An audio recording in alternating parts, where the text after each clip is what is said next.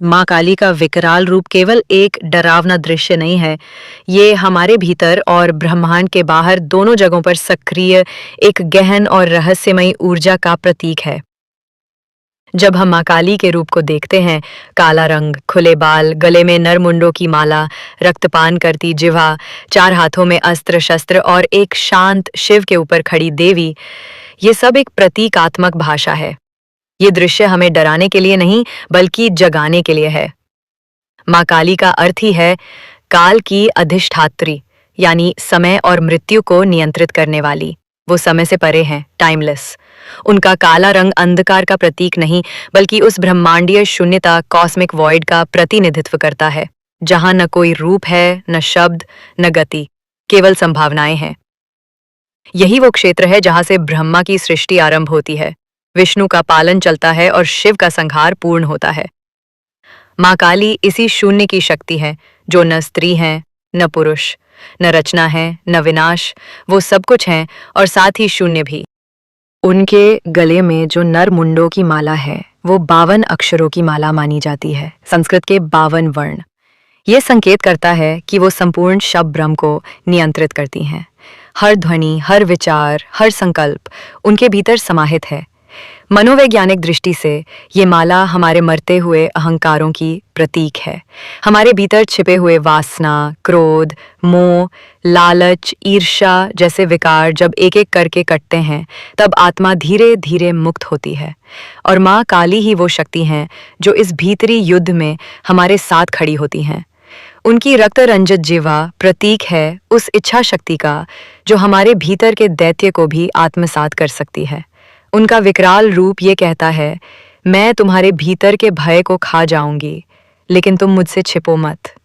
कुछ विद्वान मानते हैं कि माँ काली का ये रूप हमारे शैडो सेल्फ का प्रतीक है, वो भाग जिसे हम समाज के डर से, संस्कारों के कारण या अपने आदर्श छवि को बनाए रखने के लिए छिपा देते हैं। पर हर व्यक्ति के भीतर एक छाया पक्ष होता है, जिसे स्वीकार किए बिना पूर्णता नहीं मिलती। काली उसी छाया की देवी है। वो कहती हैं, अंधकार को देखकर भागो मत, उसमें उतर जाओ। आज की आधुनिक मनोचिकित्सा भी इसे शैडो वर्क कहती है, जहां व्यक्ति अपनी ही छाया से मिलता है, उसे समझता है, स्वीकार करता है और उससे ऊपर उठता है। काली इसी प्रक्रिया की देवी है, आत्मा की आंतरिक मुक्ति की देवी। उनका एक पांव भगवान शिव के सीने पर है। ये कोई अनादर नहीं, बल्कि प्रतीक है कि शक्ति का एनर्जी बिना शिव का उसी अवेयरनेस के विकराल हो सकती है और शिव बिना शक्ति के निष्क्रिय। इसलिए जब माँ काली का नृत्य चरम पर पहुंचता है, जब सृष्टि कांप उठती है, तब शिव स्वयं उनके चरणों में आ जाते हैं ताकि ये तांडव रुक सके और नई चेतना का जन्म हो।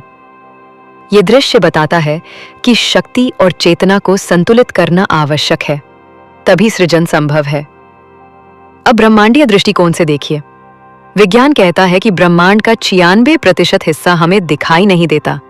ये डार्क मैटर और डार्क एनर्जी है, और माँ काली उस अदृश्य परंतु प्रभावशाली ऊर्जा का प्रतीक है। जिसे विज्ञान डार्क कहता है, उसे हिंदू दर्शन काली कहता है।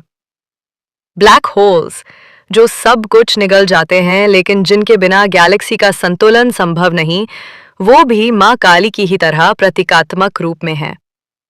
ब्लैक होल में समय रुक जाता है और माँ काली भी कालातीत है।